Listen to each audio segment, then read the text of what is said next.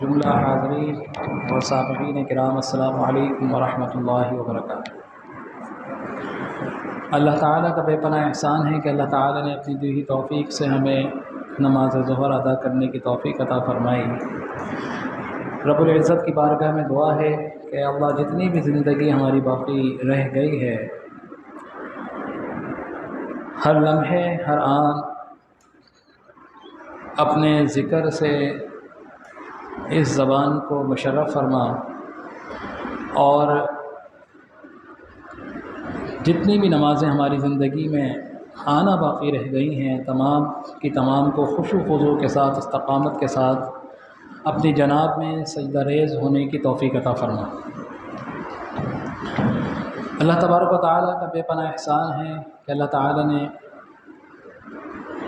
اپنی دی ہوئی توفیق سے ہمیں درس قرآن کی اس محفل میں شریک ہونے کی توفیق عطا فرمائی۔ یہ درس قرآن ہمارا مختصر سا درس قرآن ہوتا ہے، اور کچھ ہی دنوں پہلے ہم نے سورہ آل عمران کی ابتدا کی کہ جس میں اللہ تعالیٰ ارشاد فرما رہا ہے کہ ان الذین کفروا لن تغنی عنہم اموالہم ولا اولادہم من اللہ شیئا وَأُولَٰئِكَ هُمْ وَقُودُ النَّارِ۔ ان حرف تحقیق ہے، اس کے معنی ہے بے شک، الذین وہ لوگ کفروا جنہوں نے کفر کیا، لن تغنیا نہیں ہرگز نہیں غنی کرے گا، عنہم انہیں، اموالہم ان کا مال، وَأَوْلَادُهُمْ ولا اولادہم اور نہ ہی ان کی اولاد، من اللہ شیئا اور اس کے علاوہ کوئی چیز بھی، وَأُولَٰئِكَ هُمْ وَقُودُ النَّارِ اور وہ جہنم کی آگ کا ایندھن رہیں گے۔ اب یہاں پر اللہ تعالیٰ ارشاد فرما رہا ہے ان لوگوں کے لیے، کن لوگوں کے لیے؟ کہ ہم یہ دیکھتے ہیں کہ دو چیزیں انسان کے پاس جب آ جاتی ہیں تو انسان اس پر اترانا شروع کر دیتا ہے، اور وہ تکبر کا بھی باعث بنتی ہیں، غرور کا بھی باعث بنتی ہیں۔ اور وہ کیا چیزیں ہیں؟ ان میں سے دو چیزوں کی مثال اللہ تعالیٰ نے قرآن میں ذکر فرمائی کہ اموالہم ولا اولادہم، ایک اس کا مال اور دوسری اس کی اولاد۔ یہ دو چیزیں ایسی ہیں کہ جب انسان کے پاس یہ دو چیزیں آ جاتی ہیں تو انسان تکبر میں مبتلا ہو جاتا ہے، تفاخر میں مبتلا ہو جاتا ہے، غرور میں مبتلا ہو جاتا ہے، اور وہ یہ سمجھ بیٹھتا ہے کہ پیسہ سے میں ہر چیز خرید لوں گا، دنیا کی ہر طاقت میرے پاس ہے کیونکہ میرے پاس پیسہ ہے۔ اور جس کی اولاد بھی زیادہ ہوتی ہے، خاص کر لڑکے جن کے زیادہ ہوں تو وہ بھی اس میں مبتلا ہو جاتے ہیں کہ جی میرے پاس میری اولاد زیادہ ہے، لڑکے زیادہ ہیں، تو وہ اس میں بھی تفاخر آ جاتا ہے۔ اور یہ جو خطہ ہے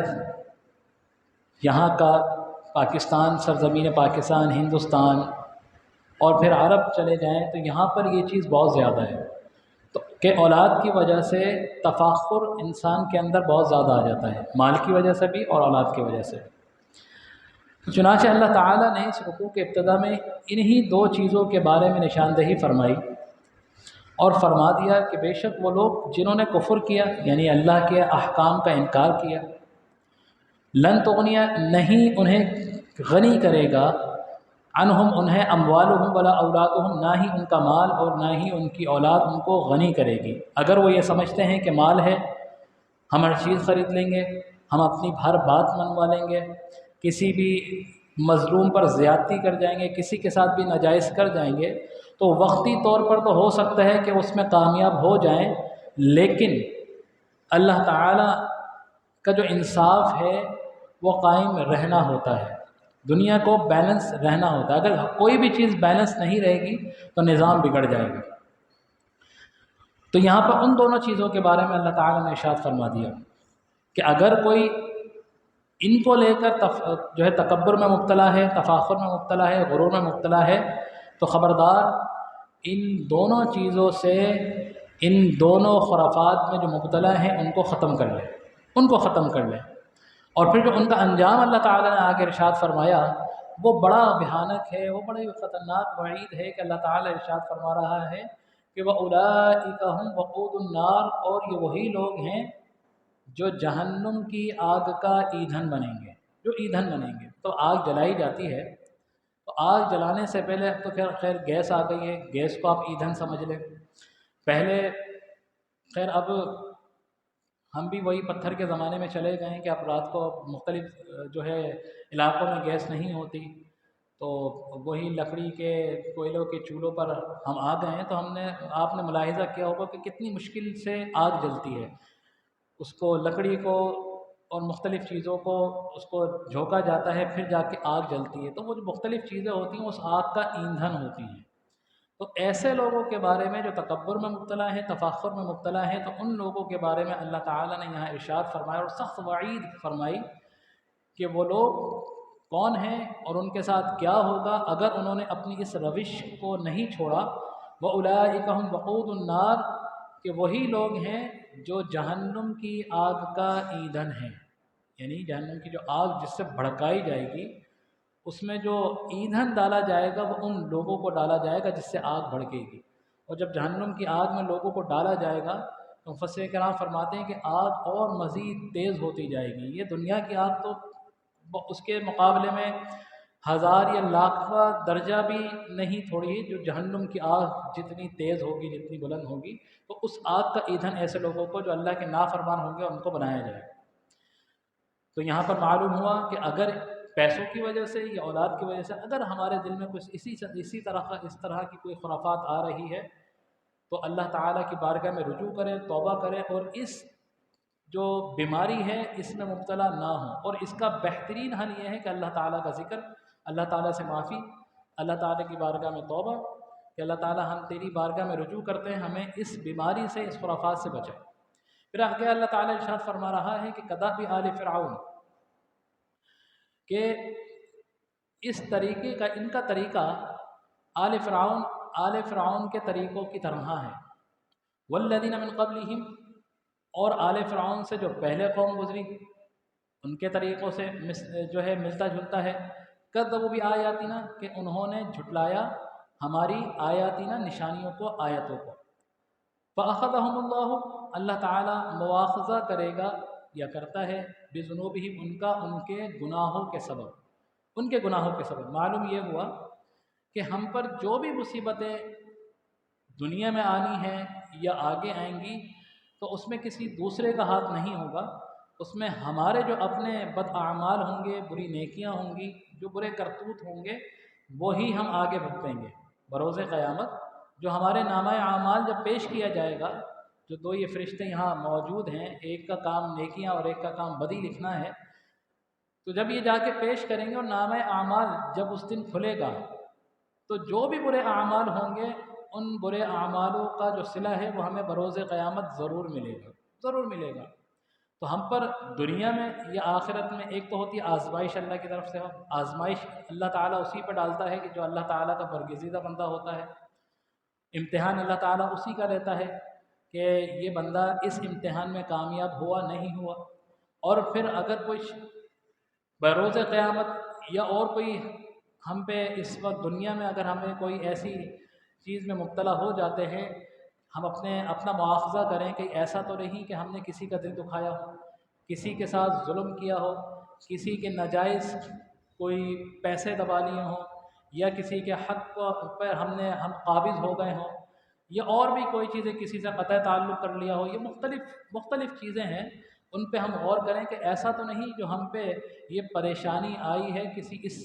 اس جو ہے ہمارے جو ہے اس عمل کے سبب ہو۔ تو یہ غور کرنا چاہیے، اگر وہ عمل ہمارا بد تھا تو اس پہ اللہ تعالیٰ سے توبہ کریں، اس کی اصلاح کریں، اس کو درست کریں۔ اور اگر یہ تمام نہیں تھے، پھر اللہ تعالیٰ نے اگر کوئی ایسی چیز ڈالی ہے تو اس کا مطلب ہے کہ وہ پھر ہم پر اللہ تعالیٰ کی طرف سے امتحان آزمائش ہے۔ تو لہذا جو بھی کچھ برا ہوگا وہ ہمارے اپنے گناہوں کے سبب ہوگا۔ وَأَخَذَهُمُ اللَّهُ بِذُنُوبِهِمْ وَاللَّهُ شَدِيدُ الْعِقَابِ، اور اللہ تعالیٰ سخت عذاب دینے والا ہے۔ تو یہاں معلوم ہوا کہ یہ آل فرعون کا طریقہ تھا، اور ان سے پہلے جو قومیں گزری ہیں جن کو اللہ تعالیٰ نے عذاب میں مبتلا کیا، یہ طریقے ان سے چلے آ رہے ہیں، یہ خرافات وہاں سے چلی آ رہی ہیں جو ہم نے اڈاپٹ کر لی ہیں، اپنا لی ہیں۔ تو یہ بتا بھی دیا کہ یہ برائیاں ان میں تھیں جو اپنائی ہیں، تو لہٰذا ان برائیوں سے بچو اور اللہ کی بارگاہ میں رجوع کرو۔ واللہ شدید العقاب، اللہ تعالیٰ سخت عذاب دینے والا ہے۔ پھر اللہ تعالیٰ آگے ارشاد فرما رہا ہے کہ قل، اے محبوب آپ فرما دیجئے، للذین، ان لوگوں کے لیے، کفروا، جنہوں نے کفر کیا، ستغلبون، ستغلبون، عن قریب تم مغلوب کیے جاؤ گے، یعنی مغلوب کا مطلب ہے کہ تم پر کوئی غالب ہوگا، تم مغلوب ہو گئے، وتحشرون، اور ہانکے جاؤ گے، مطلب ریوڑ کو ہانکتے ہیں کہ ایک جگہ لے جانے کے لیے ریوڑ کو جو ہے ہانکا جاتا ہے کہ چلو اس طرف، اس جانب جاؤ، یا اس جانب جاؤ۔ تو بروز قیامت جو ہے انسانوں کو بھی جو میدان محشر ہے وہ اس طرح میدان محشر کی طرف جائیں گے، اور جو جن کے اعمال اچھے ہوں گے، جو برگزیدہ ہوں گے، تو ان کے اس روز بھی الگ درجات ہوں گے، کچھ سواریوں پر ہوں گے، کچھ جن کے بہت زیادہ اچھے اعمال ہوں گے ان لوگوں کو ایک ایک شخص جو ہے ایک ایک سواری پر ہوگا، اس سے نیچے درجے کے ہوں گے تو ایک شخص جو ہے، دو شخص ایک سواری پر ہوں گے، تین تین، دیکھتے نا، ایک سنگل جا رہا ہے، ڈبل سواری جا رہی ہے، ٹرپل سواری جا رہی ہے، پھر گاڑی ہے، کار میں 4 بندے ہیں، 5 بندے ہیں، پھر اس سے بڑی گاڑی لے لیں اس میں 8 بھی ہیں، 10 بھی ہیں، 12 بھی ہیں۔ تو یہ اسی طرح درجہ بدرجہ بروز قیامت جن کے نیک اعمال ہوں گے وہ جو میدان محشر کی طرف اپنے قبور سے جب نکلیں گے تو وہ اس طرح سواریوں پر جائیں گے۔ یہ ان لوگوں کے لیے ہے جن کے نیک اعمال ہوں گے، اور جن کے برے اعمال ہوں گے، جو سزا یافتہ ہوں گے، جو کفار ہوں گے، تو وہ اپنے منہ کے بل رگڑتے ہوئے جو ہے میدان محشر میں جو ہے وہ ہانکے جائیں گے، اس طرح ہانکا جائے گا ان کو۔ تو لہٰذا یہاں پر اللہ تعالیٰ نے ارشاد فرمایا کہ وَتُحْشَرُونَ، کہ ان لوگوں کو، کہ وہ لوگ ہانکے جائیں گے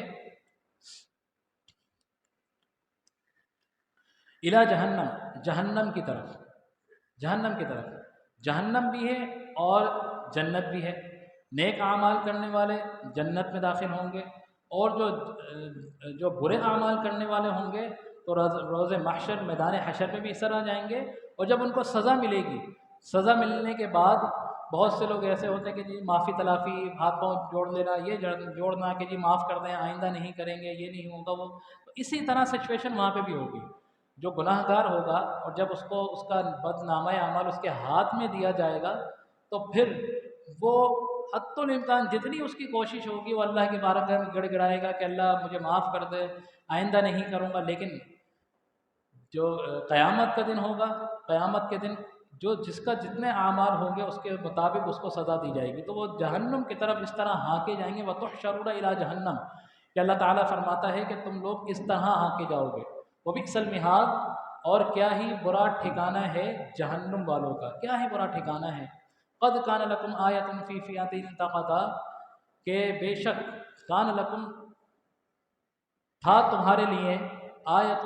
عبرت یعنی نشانی، فی فئتین التقطا، ان دو گروہ کے بارے میں۔ اب اس آیت میں، یہ جو آیت ابتدا ہوئی ہے، یہاں پہ اللہ تعالیٰ اس عظیم معرکے کا ذکر فرما رہا ہے جو 2 ہجری ہجرت کے بعد 2 ہجری مسلمانوں اور کفار قریش کے درمیان معرکہ ہوا، جس کو ہم معرکہ بدر کے نام سے جانتے ہیں، غزوہ بدر کے نام سے جانتے ہیں۔ اور آپ اور ہم دسیوں دفعہ اس معرکے کو، اس کی فضیلت سن چکے ہیں کہ اس میں مسلمانوں کی تعداد کتنی تھی؟ صرف 313، صرف 313، اور جس میں سے 5 واپس لوٹا دیے گئے تھے۔ اور جو کفار قریش تھے ان کی تعداد کتنی تھی؟ 1000 کے قریب، اور چند روایتوں میں 950 بھی آتا ہے۔ اور مسلمانوں کی تعداد بھی تھوڑی تھی، اور حالت یہ تھی کہ مسلمان جب میدان میں آ رہے تھے، بدر کے میدان میں، تو مسلمانوں کے پاس صرف 6 ذرائع تھیں، یعنی جو فوجی تھے جن کے پاس ساز و سامان جو پہنے ہوئے تھے، جو ذرائع پہنے ہوئے تھے، وہ صرف 6 تھے۔ اور اسی طرح جو تلواریں تھیں، 313 یا 308 میں سے تلواریں صرف کتنوں کے پاس تھیں؟ صرف 8 لوگوں کے پاس تھیں، ان میں سے تلواریں ٹوٹی ہوئی تھیں۔ اسی طرح گھوڑے کتنے تھے 313 کے پاس؟ صرف گھوڑے تھے 2 گھوڑے، 2 گھوڑے میسر تھے، 8 تلواریں میسر تھیں، 6 ذرائع ان کے پاس تھیں اور 70 اونٹ تھے، 70 اونٹ۔ اس کے برعکس جو سامنے جو کفار تھے، جو دوسرا گروہ تھا، ان کے پاس 1000 کے قریب تو لشکر تھا، جو ہر طرح کے ساز و سامان سے لیس تھا۔ 700 کے قریب تو ان کے پاس اونٹ تھے، 700 کے قریب۔ اور یہ عالم تھا کہ روزانہ 1 اونٹ ذبح کیا جاتا تھا، روزانہ 1 اونٹ۔ یہاں کھانے پینے کے لیے بھی نہیں ہے، اور نہ ان کے پاس پیروں میں چپلیں ہیں، نہ ان کے پاس لڑنے کے لیے تلواریں ہیں، نہ ان کے پاس نیزے ہیں، نہ ان کے پاس ذرائع ہیں، نہ ان کے پاس سواری کے لیے اونٹ ہیں، گھوڑے ہیں، کچھ بھی نہیں ہے۔ اور برعکس اس کے کہ ان کے پاس ہر قسم کا جو ہے جنگی ساز و سامان موجود تھا۔ لیکن جو ڈفرنس تھا دونوں کے درمیان وہ کیا تھا؟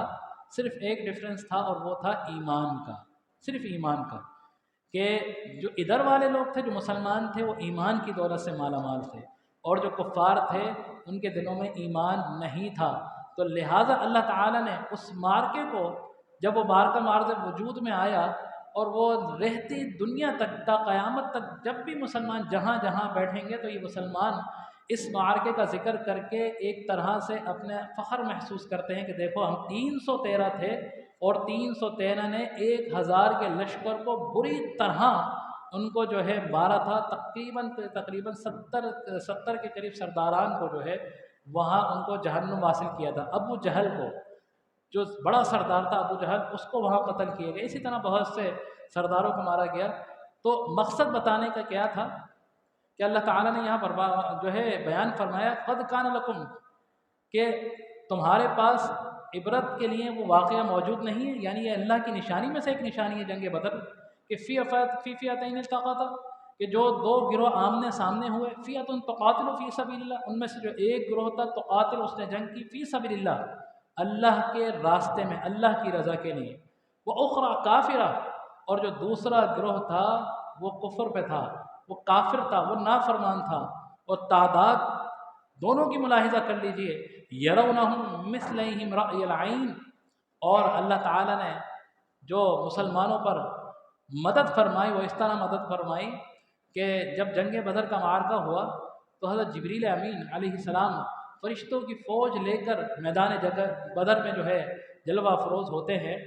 اور جب جلوہ افروز ہوتے ہیں تو وہ کفاروں کے سامنے یہ اس طرح کا جو ہے وہ معاملہ تھا کہ جب کفار مسلمانوں کے ساتھ لڑنے کے لیے آتے ہیں تو وہ دیکھتے ہیں کہ تھے تو یہ تھوڑے سے، لیکن ایک عظیم گروہ ان کے ساتھ لڑنے آ رہا ہے، تو ان کی ہمت ٹوٹتی تھی، یعنی کہ ان کو باقاعدہ طور پر مسلمان دگنا تگنا چگنا وہ نظر آتے تھے۔ اس سے ان کی جو ہے ہمت بھی ٹوٹی، وہ خوف زدہ بھی ہوئے۔ تو اللہ تعالیٰ نے فرشتوں کی طرح جو ہے حمیت کے ساتھ، معیت کے ساتھ مسلمانوں کی مدد فرمائی۔ کب؟ میدان بدر کے اندر، میدان بدر کے اندر، اور اللہ تعالیٰ نے مسلمانوں کو جو ہے کامیاب فرمایا۔ وَأُخْرَىٰ كَافِرَةٌ يَرَوْنَ مِثْلَ عَيْنٍ، کہ جو کافر تھے وہ مسلمانوں کو جب دیکھتے تھے تو خوف زدہ ہو جاتے تھے کہ مسلمان تھے تو 313، لیکن محسوس ایسا ہوتا تھا کہ جیسے کوئی جو ہے ہزاروں کی تعداد میں مسلمان جو ہے جنگ کے میدان میں لڑنے کے لیے آ رہے ہیں۔ وَاللَّهُ يُؤَيِّدُ بِنَصْرِهِ مَن يَشَاءُ، اور اللہ تعالیٰ اسی طرح تائید فرماتا ہے اپنی نصرت کے ساتھ مَن يَشَاءُ، جسے چاہتا ہے۔ إِنَّ فِي ذَلِكَ لَعِبْرَةً لِأُولِي الْأَبْصَارِ، اور بے شک یہ عبرت ہے آنکھ والوں کے لیے، دیکھنے والوں کے لیے عبرت ہے۔ اور اس میں صرف ایک چیز ہے، ایک چیز کیا نصیحت کے لیے ہے؟ کہ نصیحت کے لیے یہ ہے کہ اللہ تعالیٰ کی رسی کو مضبوطی سے تھامنا، اللہ کی ذات پر ایمان کامل ہونا چاہیے، یقین، ایمان کا مطلب ہے یقین، یقین اللہ کی ذات پر پختہ بھروسہ ہونا چاہیے۔ پختہ بھروسے کے ساتھ، ایمان کے ساتھ اللہ کی رسی کو مضبوطی سے تھام کر اگر ہم جو بھی عمل کریں گے تو انشاءاللہ اللہ تعالیٰ کی جو مدد ہے وہ ہر مسلمان کے ساتھ شامل حال رہے گی۔ اور اس کا ثبوت، جیتا جاگتا ثبوت، آپ ہسٹری اٹھا کے دیکھ لیجئے کہ جب مسلمانوں کے پاس ایمان کی دولت پختہ تھی تو مسلمانوں کو یہ خوف نہیں تھا کہ ان کے سامنے 1000 کا لشکر ہو یا 10,000 کا لشکر ہو یا 30,000 کا لشکر ہو، کتنا بھی بڑا لشکر ہو، مسلمان ان سے خوف زدہ نہیں ہوتے تھے۔ کیوں؟ کہ ان کے دل میں، ان کے سینوں میں ایمان کی دولت تھی۔ اور جب ایمان کمزور ہوا تو آج آپ دیکھ لیجئے کہ مسلمان کہاں کھڑے ہیں۔ حالانکہ مسلمان اس وقت بھی دنیا میں سب سے زیادہ ہیں، لیکن ہم دیکھ لیں کہ کہاں ہمارے ساتھ کتنی جو ہے وہ جو ہے ظلم و ستم کیے جا رہے ہیں، لیکن ہم آپس میں ہی ایک دوسرے کے ساتھ متحد نہیں، متفق نہیں ہیں۔ ہمارا ایک بھائی اگر کسی کو مارا جا رہا ہے تو ہم اپنے گھر میں بیٹھ کر یہ سوچتے ہیں کہ بھائی اس کا معاملہ ہے، ہم کیوں بولیں؟ حالانکہ حضور علیہ الصلوۃ والسلام نے فرما دیا کہ مسلمان آپس میں اس طرح ہیں، ایک جسم کی مانند ہے کہ اگر پاؤں کی ایک انگلی میں بھی ذرا سا زخم لگ جائے تو پورا وجود جو ہے وہ دکھنے لگتا ہے۔ لیکن آج ہمارے مسلمان بھائی کاٹا جا رہا ہے، مارا جا رہا ہے، لیکن ہم عیش و عشرت میں مبتلا ہے اور کسی قسم کی کوئی ہمیں جو ہے غیرت نہیں ہے، شرم نہیں ہے۔ تو اللہ تعالیٰ سے دعا ہے کہ اللہ تعالیٰ ہمیں بھی ایمان کی دولت سے مالا مال فرمائے اور جذبہ ایمانی عطا فرمائے، اور سب سے بڑھ کر ہم یہ دعا کرتے ہیں کہ اللہ تعالیٰ ہمارے جو جتنے بھی ممالک ہیں ان ممالک میں جتنے بھی حاکم ہیں، اللہ تعالیٰ وہ حاکم جو ہے وہ غیرت مند اللہ تعالیٰ ہمیں عطا فرمائے۔ دور فاروقی کہ جس طرح حضرت عمر فاروق رضی اللہ تعالیٰ عنہ نے جو ہے خلافت کی اور انصاف اور عدل قائم کیا، اس طرح اللہ تعالیٰ جو ہے پوری دنیا میں مسلمانوں کو ایسے عادل حاکم حکمران عطا فرمائے گا۔ تو انشاءاللہ خدا کی قسم میں آپ سے کہتا ہوں کہ مسلمان کبھی مغلوب نہیں، ہمیشہ غالب رہیں گے۔ تو اللہ تعالیٰ سے دعا ہے کہ اللہ تعالیٰ ہم نے جو کچھ بھی سنا پڑھا، اگر ہم سے کوئی غلطی، کوئی بھی آدمی کوئی کوتاہی ہو تو اللہ تعالیٰ معاف فرمائے اور اس پر عمل کرنے کی توفیق عطا فرمائے۔ آمین وآخر دعوانا الحمدللہ رب العالمین۔ بسم اللہ الرحمن الرحیم۔ اللهم صل على سيدنا مولانا محمد وعلى آل سيدنا ومولانا محمد وبارك وسلم۔ اللهم ربنا آتنا في الدنيا حسنة وفي الآخرة حسنة وقنا عذاب النار، وقنا عذاب القبر، وقنا عذاب الحشر، وقنا عذاب اليوم الميزان۔ إن الله وملائكته يصلون على النبي يا أيها الذين آمنوا صلوا عليه وسلموا تسليما۔ اللهم صل على سيدنا ومولانا محمد وعلى آل سيدنا ومولانا محمد وبارك وسلم۔ سبحان ربك رب العزة عما يصفون وسلام على المرسلين والحمد لله رب العالمين بحق لا إله إلا الله محمد رسول الله۔